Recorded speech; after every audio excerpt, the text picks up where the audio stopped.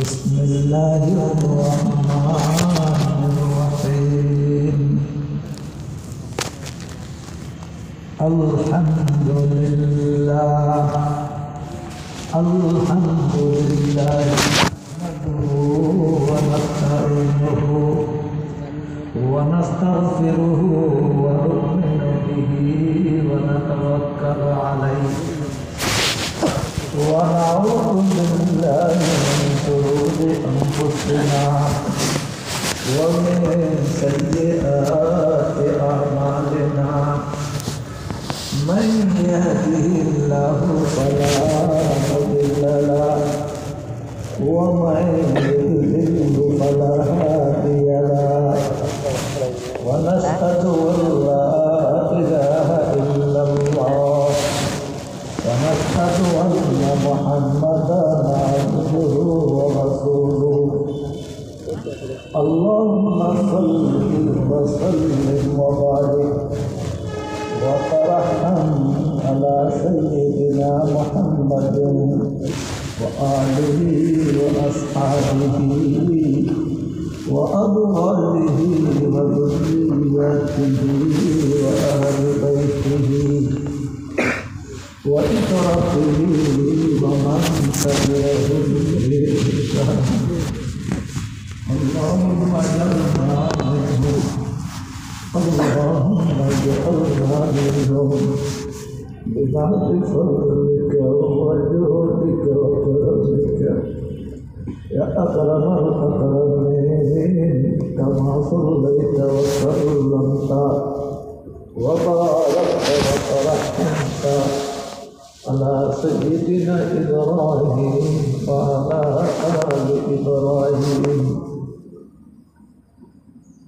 أما بعد فأعوذ بالله من الشيطان الرجيم بسم الله الرحمن الرحيم يا أيها الذين آمنوا ادخلوا في السلم كافة ولا تتبعوا خطوات الشيطان إنه لكم عدو مبين عن أبي هريرة رضي الله تعالى عنه قال قال رسول الله صلى الله عليه وسلم إن الله طيب لا يقبل إلا طيبا إن الله أمر المؤمنين بما أمر به المرسلين يا أيها الرسل كلوا من الطيبات واعملوا صالحا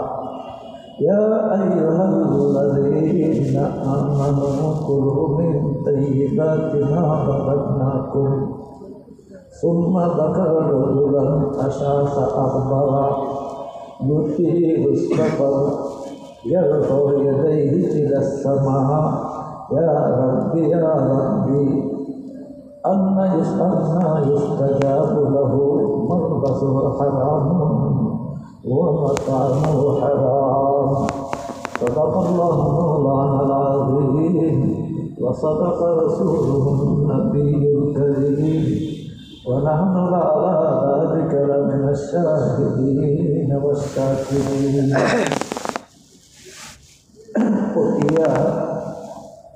ইসলামী সম্মেলন বাস্তবায়ন পরিষদের পক্ষ থেকে আয়োজিত আজকের এই অনুষ্ঠানের সভাপতি উপস্থিত ওলামায়ে কেরাম এবং দিনদার মুসলমান ভাইরা शुक्र नेमत है तू चंद्रा के नेमत है तू उजुर तफसीरा तमा चंद्रा के तफसीरा तमा এই শেখটা শেখ সাদি সাথে মুক্তসর করে বলতেছে যত নেমত তত সুখ যত গুণা তত মাপ ইস্তেগফার যত নিয়ামত তত শুকর যত গুণা তত ইস্তেগফার নিয়ামত অসংখ্য শুকরও অসংখ্য গুণ গুণও অসংখ্য, ইস্তেগফারও অসংখ্য। যাক, ওইদিকে আমি যাচ্ছি না। ইসলামী সম্মেলন যেটা পটিয়াতে হচ্ছে, এটা শুরুতে আমরা যারা ছিলাম, পটিয়ার মধ্যে মাদ্রাসার বাইরে কোনো জায়গায় ওয়াজ নসিহত করা যেত না। চট্টগ্রাম শহরে যখন হযরত হাজী ইউসুফ হুজুর মুফতি আব্দুর রহমান সাহেব বেদি ইসলামী মহাসম্মেলন করেছে, তখন এইখানে আমার ভাই মরহুম মাওলানা উবাইদুল্লাহ মাহমুদুল্লাহ আব্বা আরও কিছু বারেন নিয়ে আমরা সবাই ঈদগাহতে পটিয়াতে এই ইসলামী সম্মেলন করেছি। এরপরে আস্তে আস্তে আরও বাড়ছে। প্রথমে শুরু হয়েছে হাসটা উদ্যোগ, যারা উদ্যোগ নিয়েছে সর্বপ্রথম উদ্যোগ নেওয়ার মধ্যে ছিল মাওলানা উবাইদুল্লাহ, আমার হামজা মাহতি, মাওলানা মাহমুদুল্লাহ আব্বা। আজকের একটা আকর্ষণ, বুড়াবুড়িরা জানো, এইখানে আমাদের যে একজন পাকিস্তান থেকে আলেম আসছিল, আল্লাহি আল্লাহি খারাপ আত্মবাসায় আব্দুল মজিদুদ্দিন সাহেব কোথায় আল্লাহি अल्लाह भी मुश्किल कुशा कौन है अल्लाह ही हाजत रवा कौन है अल्लाह ही। दी की बीमारियों को देखो, अल्लाह भी कर सकता है, मज़ार भी कर सकता है, ऐसा नहीं, अल्लाह ही अल्लाह भी एकमात्र अल्लाह करते पारे। और इबारत से मुश्किल कुशा कौन है अल्लाह ही, हाजत रवा कौन है अल्लाह ही, फरियाद रसा कौन है अल्लाह ही। आज के 59 আসছে, আমরা সবাই ওনার বয়ান শুনব। বয়ানই তো বহু আছে, আমরা বেশিক্ষণ বয়ান করব না। মুখতসর কথা হলো, আল্লাহ তাআলা কোরআনের আয়াতে বলতেছে, ইয়া আইয়ুহাল্লাযীনা আমানু দুখুলু ফিস-সিলমি কাফা, হে মুসলমানরা যারা ঈমান আনছো, উদখুলু ফিস-সিলমি কাফা, কেবল নামাজি হলে হবে না। নামাজের ওয়াজ করতেছে, রোজার ওয়াজ করতেছে না, যাকাতের ওয়াজ করতেছে, এইসবগুলি ধর্ম। তবে কেবল এইগুলি ধর্ম না, এর বাইরেও ধর্ম আছে। এর বাইরে কি আছে? ধর্ম আছে। এই জন্য ইয়া আইয়ুহাল্লাযীনা আমানু দুখুলু ফিস-সিলমি কাফা, আমরা পরিপূর্ণ মুসলমান হয়নি। কেউ নামাজি, কেউ হজওয়ালা, কেউ জাকাতওয়ালা, কেউ তবলিগওয়ালা, কেউ মাদ্রাসাওয়ালা, কেউ জেহাদওয়ালা, কেউ সিয়াসতওয়ালা, এক একজন এক একটা ওয়ালা। আল্লাহ বলতেছে এক একটা ওয়ালা হলে হবে না, পরিপূর্ণভাবে ইসলামের মধ্যে দাখিল হতে হবে। সময় কম, পরিপূর্ণভাবে ইসলাম, আলহামদুলিল্লাহ নামাজ পড়ি, রোজা রাখি, এগুলো ইসলাম ঠিক আছে। একটা বিষয়ের প্রতি আমাদের উদাসীনতা। قال رسول الله صلى الله عليه وسلم يأتي على الناس زمان لا يبالي المرء مما أخذ من الحلال أو من الحرام। মানুষ মনে করে যে ব্যবসা বাণিজ্য এইগুলি ধর্ম না, এইগুলি আমরা আমার ইচ্ছা মোতাবেক করি, আমরা আমার ইচ্ছা মোতাবেক করি। আল্লাহ রাসূল বলতেছেন একটা সময় আসবে তখন মানুষ টাকা পাইলেই হয় এটা হালাল না হারাম এটা চিন্তা ভাবনা করবে। নামাজ পড়লাম, যাকাত দিলাম, রোজা রাখলাম, যদি আমার খানাটা হালাল না হয় নামাজও কবুল হবে না, যাকাতও কবুল হবে না, হজ কবুল হবে না। ইন্নাল্লাহা তাইয়্যিবুন লা ইয়াকবালু ইল্লা তাইয়্যিবান। আল্লাহ পবিত্র, আল্লাহকে মানুষ যদি পবিত্রতা দেয় সেটা কবুল করে, অপবিত্র কবুল করে না।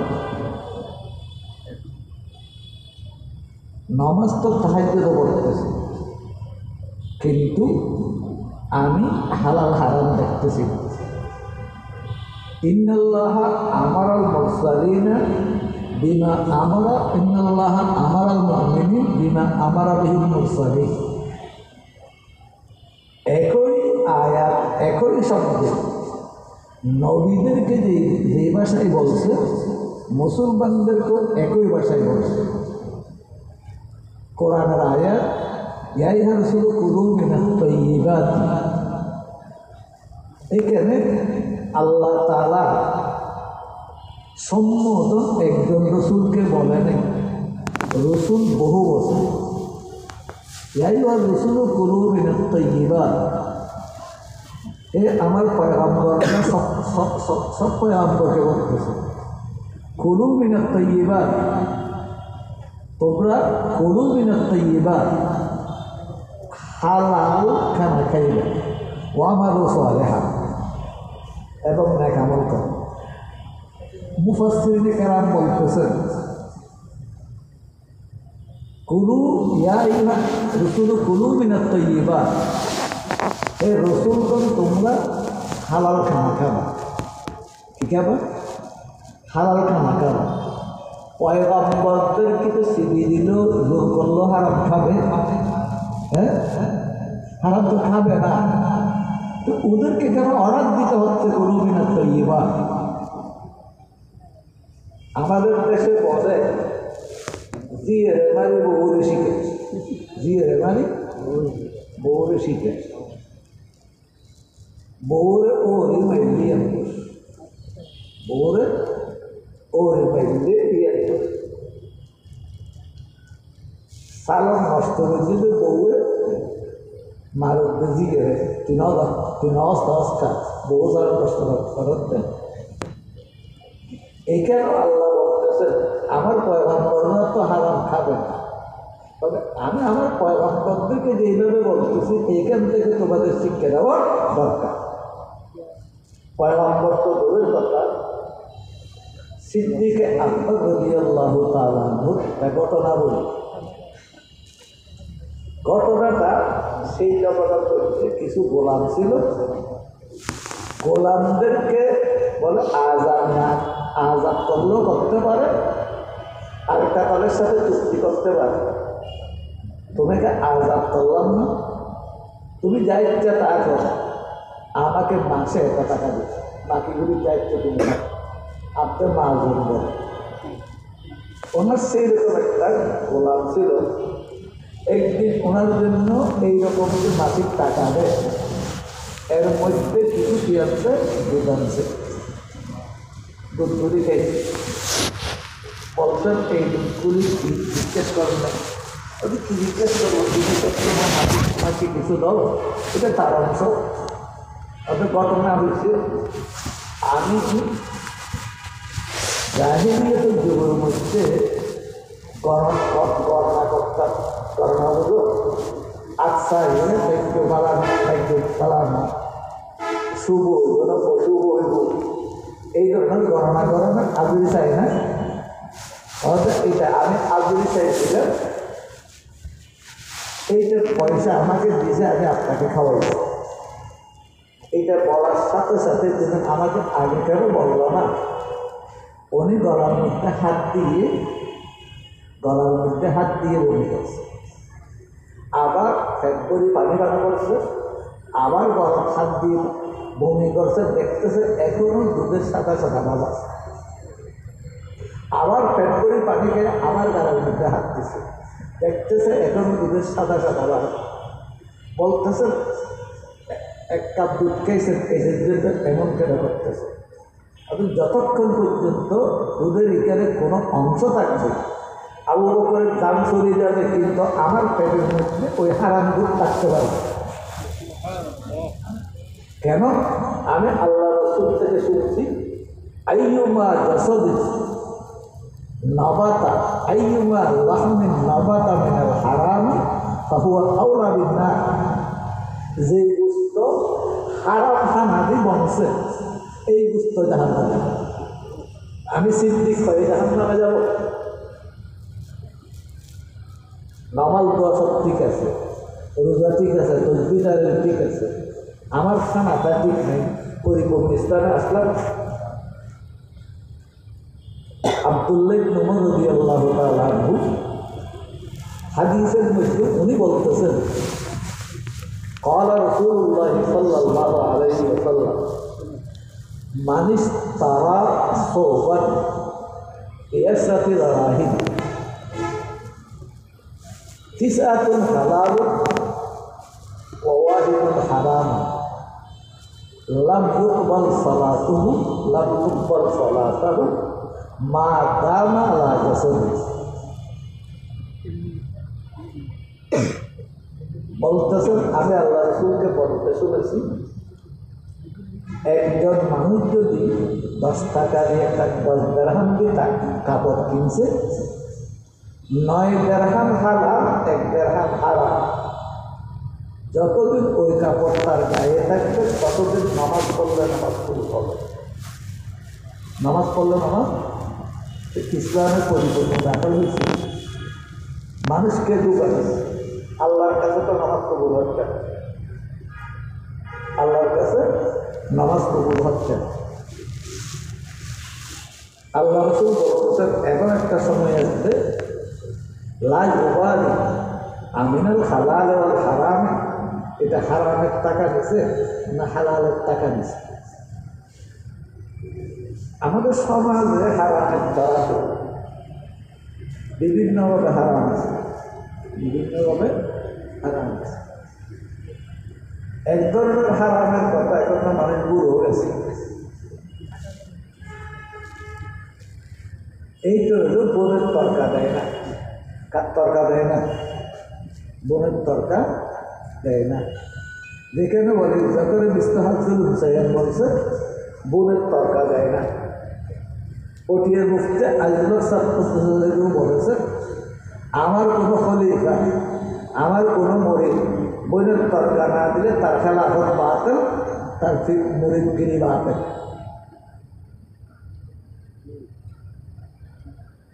এই যে বোনের তরকা দিচ্ছে না, আল্লাহ অর্ধেক দিচ্ছে, সেইটাও দিচ্ছে না। এইগুলো হারাম হবে না। শুধু এইটা না, তোমার বোনের তরকা তুমি দিচ্ছ না, তোমার ফুল তরকা তোমার বাবা দেয় না, তোমার দাদার বোনের তরকা দেয় না। এইগুলি তোমার গোষ্ঠীর মধ্যে আসতেছে, সবগুলি তোমার জন্য হালাল। বাপে রাখি গেছে সেই জন্য তোমার জন্য যেটা হালাল হবে না, এইটাতে হবে হারাম গেছে। বাপে হারাম রাখিছে এই জন্য আমার জন্য হালাল হবে। এই জন্য বোনের তরকা আমরা দিই না। আরেকটা কি করি, যৌথ পরিবারে এই দিনটাকে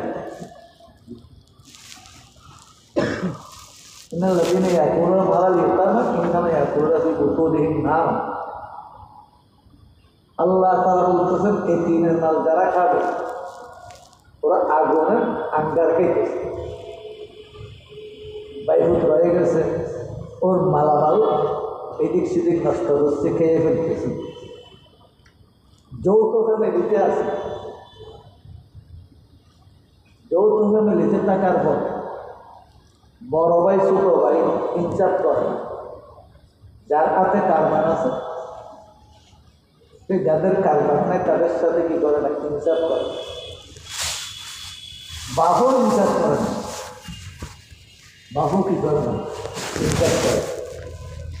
বিদেশ থেকে ছেলে টাকাটা রাখছে, সবাই বাবার নামে পাঠাইছে, নিজের নামে ছেলের নামে সম্পদ দেওয়ার জন্য বাক্সগুলি নিজের নামে কিনি, তার টাকাটা আত্মসাৎ করে। ওই সবগুলি হারাম, সবগুলি হারাম। আর কোথায় হারাম আছে? আল্লাহ রাসূল বলছে, ইয়াতি আলা নাস জামান লা ইয়াবকা ইল্লা আকিলুর রিবা ফামান লাম ইয়াকুলু আসাবাহু গুবারুহু আও তাফালুহু। একটা সময় এমন আছে যেখানে মানুষ সুদ খাওয়ানেওয়ালা অধিকাংশ সুদ খাবে, যারা সুদ খাবে না সুদের মাথা করে তাদের কাছে লাগবে, সুদের কুমোও লাগবে। বর্তমান আমাদের সমাজ একই অবস্থা। বিশেষ করে এই যে কিস্তি নিচ্ছে, কে নিচ্ছে, বাড়ি ঘরে কিস্তি নিচ্ছে, এইগুলি সুদের টাকা। এগুলি কিসের টাকা? হাদিস শরীফের মধ্যে আছে, দিরহামুন ওয়াহিদুন ইয়াকুলুহু রাজুলু, এটা সর্বমিন সিদ্ধিরা জিনিয়াতা বলতেছেন, একটা সুদের টাকা খাইলেও এটা 33 বার জানা করা পর্যন্ত না। জানার জন্য 33 বার জানা করলো একটা সুদের টাকা সেই। قال رسول الله صلى الله عليه وسلم الربا 70 بابا أيسر الربا 70 بابا أيسره أن ينكح الرجل أمه। অর্থাৎ সুদ এখানে সবচেয়ে বড় বড় গুনাহ আছে। সবচেয়ে ছোট গুনাহ কোনটা? আন ইয়ানকিহা আর-রাজুলু উম্মাহু, মায়ের সাথে জেনা করা। তার সাথে মায়ের সাথে জেনা করা। সুতরাং আমাদের দেশে এই সুদের গুনাহ, এই সুদের গুনাহ থেকে বাঁচা দরকার। আমাদের দেশে, সব দেশে আছে, একটা একটা করে বলতেছে, লানাল্লাহু রাশি ওয়াল মুরতাশি ওয়াল রাইসু বাইনাহুম। আল্লাহ রাসূল বলতেছেন, আল্লাহ লাভ, যারা ঘুষ দিবে, যারা ঘুষ নিবে, যারা ঘুষের মধ্যস্থতা করবে তাদের উপরে লাভ। এখন ঘুষ দেওয়া নেওয়া, এই যে এমন কোনো অফিস আছে যেখানে ঘুষ নাই? ঘুষ ছাড়া কি তাই হবে? আর কিছু ঘুষ না বিধান একটা সিগারেট হইল, অত সিগারেট তো নাই, অত আর কি বলতে ফিরতে উঠতে। মানে ঘুষ এত বেশি মহামারীর আকার ধারণ করে। ঘুষ দেওয়ালা, ঘুষ নেওয়ালা, সুদ দেওয়ালা, সুদ নেওয়ালা। সুদের আরেক টাকার বাচ্চা কিস্তি, এইটা তো আশা আছে।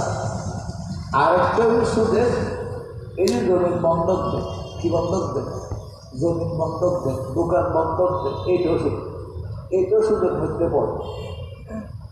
ঘুষ একসময় অফিস আদালত ছিল, এখন ঘুষটা আমাদের পরিবারের মধ্যে হয়ে গেছে। বিয়ে সুন্নত মোতাবেক হচ্ছে না, উদখুলু ফিস-সিলমি কাফা।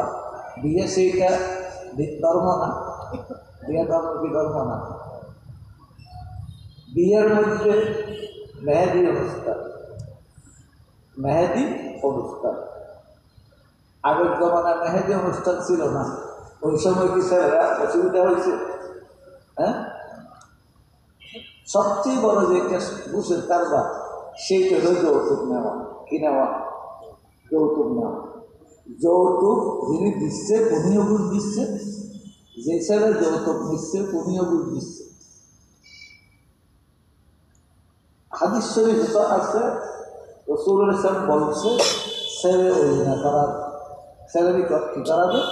অরিনা করার। এখানে খুশির সময় মানুষ খাওয়া। এখন খুশি কারে? খুশি হলো যাদের বউ নিচ্ছে তাদের।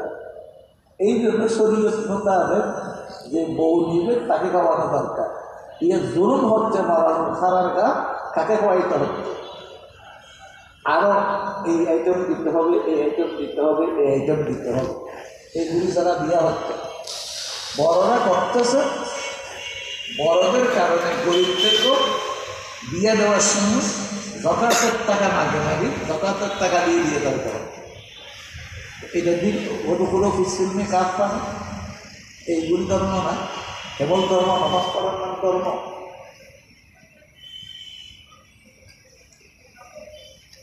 কোনো ফিসফিল্মে কাজ পা পরিপূর্ণভাবে ইসলামের মধ্যে দাঁড়াল।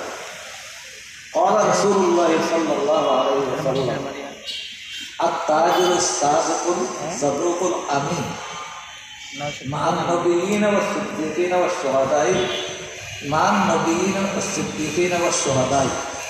ব্যবসা, আমাদের ব্যবসাগুলিকে আমরা ধর্ম মনে করি। আমাদের দায়িত্বের মধ্যে যা ফতোয়া আছে, 90-95% তালাকের ফতোয়া। কিসের ফতোয়া? তালাকের ফতোয়া। তালাকের ফতোয়া আছে কি পরিমাণ, যেগুলি যা তারা ভিতরে ভিতরে অর্জন করতে পারে না, সমাজে দরাদরি করে ওইগুলি আসে। যেগুলি তালাক দিয়ে ভিতরে ভিতরে খাইয়ে ফেলতেছে, এইগুলি তো খাইয়ে ফেলতেছে। আর যেগুলি খাইয়ে ফেলতেছে না, এইটা আছে। এইটা ফতোয়া দরকার। আমার ব্যবসা বাণিজ্যটা হালাল হচ্ছে কি খারাপ হচ্ছে না, এটা জানা দরকার না। আমাদের ব্যবসা রাসূলুল্লাহ সাল্লাল্লাহু আলাইহি ওয়াসাল্লাম এক সময় বাজারে গেল। বাজারে যাওয়ার পরে কিছুক্ষণ আগে বৃষ্টি হয়েছে, একটা গমের তাল দেখছে।